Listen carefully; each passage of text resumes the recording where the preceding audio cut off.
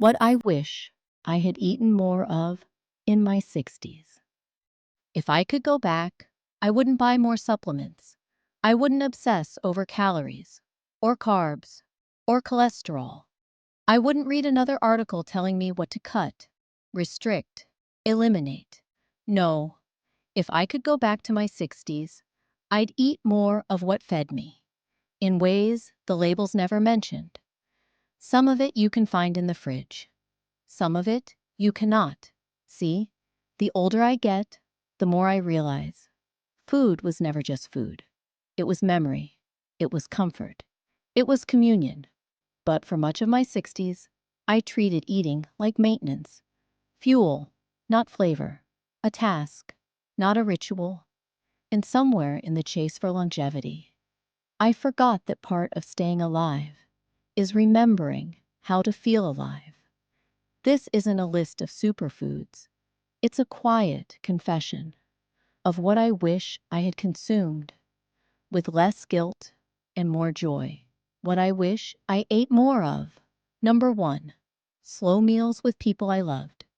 In my 60s, I got efficient, too efficient, microwaved, pre-cut, eat on the go.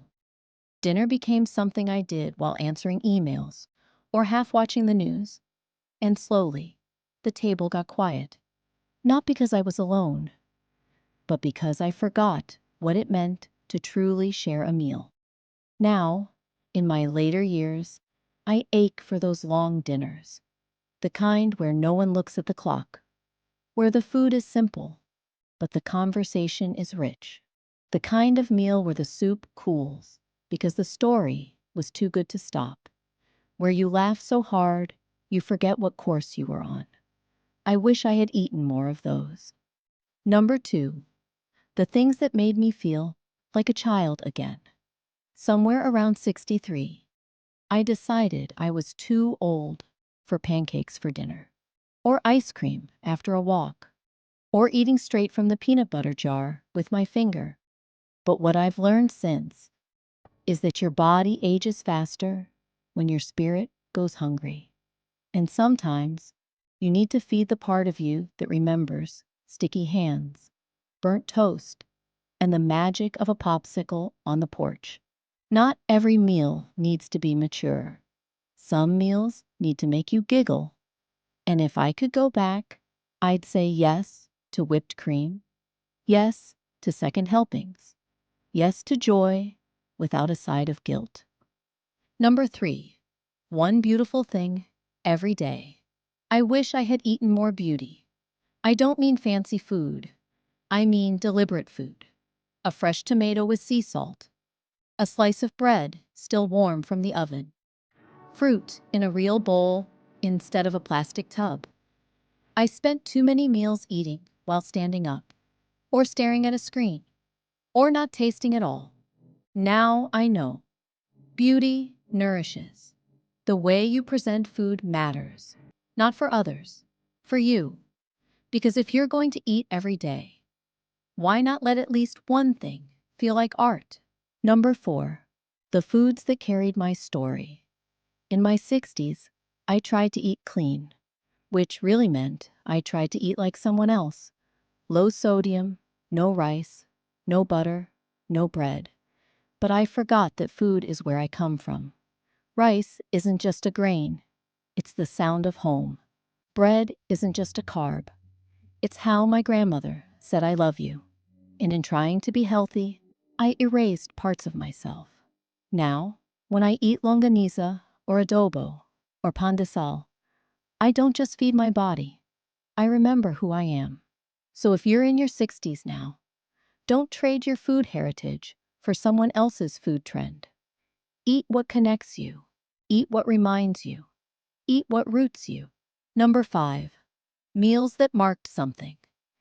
Maybe the most important thing I wish I ate more of was the kind of food that marked time.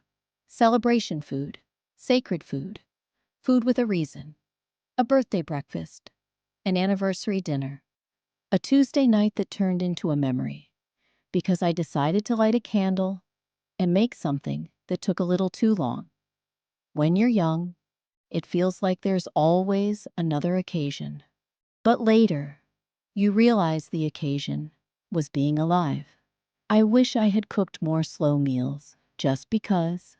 I wish I had eaten the cake first, once in a while. I wish I had paused to savor the ordinary and made it sacred. You don't need a reason to make something meaningful, just an appetite for now.